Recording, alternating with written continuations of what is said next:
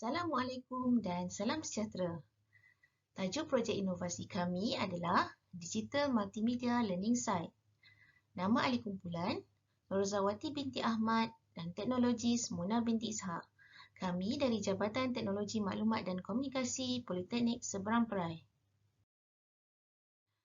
Pengenalan dan latar belakang projek. Kesan daripada wabak coronavirus 2019 yang melanda negara kita telah menyebab berlakunya peralihan besar dalam penyampaian pendidikan, iaitu daripada pembelajaran bersemuka kepada pengajaran dan pembelajaran secara atas talian atau PDPTT. Pensyarah dan pelajar perlu bersedia menghadapi segala cabaran yang berlaku di era pandemik COVID-19 bagi memastikan sesi pengajaran dan pembelajaran dapat diteruskan tanpa membuat sebarang penangguhan. Pelajar Jabatan Teknologi Maklumat dan Komunikasi JTMK di Politeknik Seberang Perai turut terkesan dengan wabak coronavirus ini di mana pelajar perlu menyesuaikan diri dengan kelas secara dalam talian berbanding kelas bersemuka sebelum ini. Bagi penghasilan video untuk setiap topik yang diajar, telah dirakam terlebih dahulu dengan menggunakan perisian seperti screencast-o-matic. Video ini kemudiannya telah kami sunting dan dimuat naik ke dalam laman pembelajaran digital multimedia yang telah dibangunkan. Laman pembelajaran ini dibangunkan khas untuk pelajar semester 3 Diploma Teknologi Maklumat Trek Pengaturcaraan di Politeknik Seberang Perai. Melalui kaedah dan pendekatan video screencast dan juga penggunaan laman pembelajaran, dilihat lebih berkesan dan dapat meningkatkan pemahaman pelajar terhadap kursus digital multimedia. Rasional kepada pembangunan projek inovasi ini adalah ia dibangunkan bagi memenuhi silibus yang terdapat dalam kursus digital multimedia DFT 30043 yang wajib diambil oleh pelajar-pelajar Diploma Teknologi Maklumat Trek Pengaturcaraan di Politeknik di seluruh Malaysia. Kursus ini dipilih kerana memerlukan pelajar melaksanakan amali secara hands-on dengan merujuk kepada perisian multimedia seperti Adobe Photoshop, Adobe Audition dan Adobe Animate. Laman pembelajaran digital multimedia yang bercirikan mudah alih ini mudah diakses oleh pelajar di mana sahaja tanpa mengira masa dan tempat. Selain itu, pelajar juga dapat menggunakan laman pembelajaran ini sebagai sumber rujukan semasa melaksanakan latihan amali. Tujuan laman pembelajaran ini adalah untuk memudahkan pensyarah dalam penyampaian kursus dan juga bagi pelajar dapat mengikuti kursus ini dengan baik dan lancar. Strategi penyelesaian yang kami jalankan adalah secara kebiasaannya latihan amali ini diajar di dalam kelas secara bersemuka. Namun begitu, apabila berlakunya pandemik, satu inisiatif telah diambil oleh pensyarah iaitu membangunkan laman pembelajaran digital multimedia.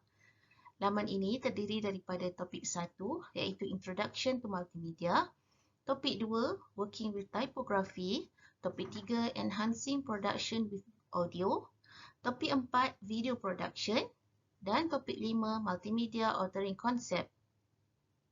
Setiap bahagian ini terdiri daripada video tutorial, aktiviti amali, nota dan pautan ke sumber rujukan luar.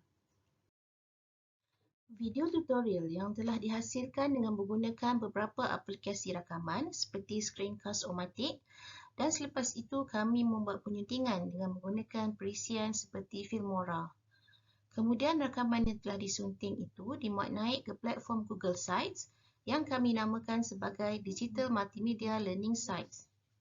Dengan ini pelajar dapat melayari laman pembelajaran dan seterusnya menguasai kemahiran multimedia seperti yang dikehendaki. Penggunaan. Sekarang kami akan membuat demo penggunaan laman pembelajaran digital multimedia. Ini merupakan laman pelajaran digital multimedia yang telah kami bangunkan.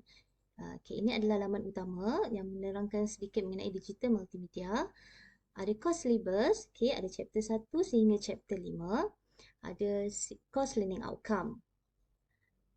Chapter 1 adalah Introduction to Multimedia. Chapter 2, Working with Typography and Image. Chapter 3, Enhancing Production with Audio.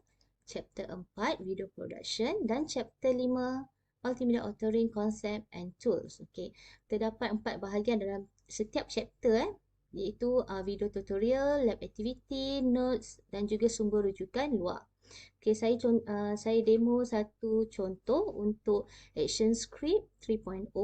Okey, ini video ya yang kita berikan kepada pelajar untuk membuat latihan amali. So pelajar boleh klik pada video tersebut. So dalam video ini menerangkan langkah demi langkah lah macam mana untuk menghasilkan animasi tersebut. Jadi sekiranya pelajar kita tidak dapat menghasilkan video pada langkah yang pertama, pelajar boleh mengulang kembali video tonton sehingga berjaya menyiapkan latihan amali yang diberikan. Impak yang pertama adalah meningkatkan produktiviti. Penggunaan laman pembelajaran digital multimedia ini telah membantu meningkatkan tahap pencapaian pelajar dalam kursus digital multimedia. Ini dibuktikan dengan peningkatan dalam keputusan peperiksaan akhir pelajar seperti Rajah 1.0 iaitu sebelum penggunaan laman pembelajaran yang menunjukkan purata pencapaian Course Learning Outcome iaitu CLO adalah sebanyak 91%. Manakala Rajah 2.0 menunjukkan keputusan pelajar dalam peperiksaan akhir selepas menggunakan laman pembelajaran ini telah meningkat kepada 100%. Dapat dilihat di sini adalah course learning outcome sebelum pelaksanaan. Purata pencapaian pelajar adalah sebanyak 91%. Dan ini adalah selepas pelaksanaan. Dibuktikan bahawa purata pencapaian pelajar meningkat sebanyak 100%. Impak yang kedua adalah jimat masa. Penggunaan learning site ini dapat menjimatkan masa pensyarah, di mana pensyarah tidak perlu mengulang ajar aktiviti yang sama. Ini kerana jika pelajar tidak dapat mengikuti pengajaran tersebut disebabkan oleh masalah teknikal seperti gangguan talian internet, pelajar masih boleh mencapai laman web tersebut pada waktu yang lain. Seterusnya, pengajaran dan pembelajaran masih boleh berjalan mengikut perancangan rancangan mengajar semester iaitu RMS. Impak yang ketiga adalah menjimatkan kos. Laman pembelajaran digital multimedia dihasilkan dengan menggunakan perisian terbuka open source yang boleh didapati secara mudah dan percuma iaitu Google Sites dan juga untuk rakaman kami menggunakan Screencast-O-Matic iaitu secara percuma. Impak yang terakhir iaitu mudah digunakan. Inovasi ini berasaskan laman web yang mudah digunakan oleh pelajar. Ia mempunyai antarmuka yang ringkas, menarik dan fungsi butang yang tidak mengelirukan. Font yang digunakan juga jelas dan mudah difahami. Susun atur antarmuka setiap halaman adalah mengikut prinsip asas reka bentuk laman sesawang. Kami telah melakukan kaji selidik kepada pelajar dan dapat dilihat dengan jelas pelajar dapat menguasai isi pelajaran dengan mudah dengan memilih skala 4 dan 5. Dan poin yang berikutnya memberikan pengalaman pembelajaran yang lebih baik kepada pelajar. Ramai pelajar memilih skala 4 dan 5. Perluasan komersial. Inovasi ini boleh digunakan terus tanpa perlu pengubahsuaian di Politeknik seluruh Malaysia yang menawarkan kursus DFT 30043 kerana inovasi ini dihasilkan dengan mengikut silibus yang telah ditetapkan oleh Jabatan Pengajian Politeknik dan Kolej Komuniti JPPKK. Berikut adalah foto-foto projek yang telah kami bangunkan.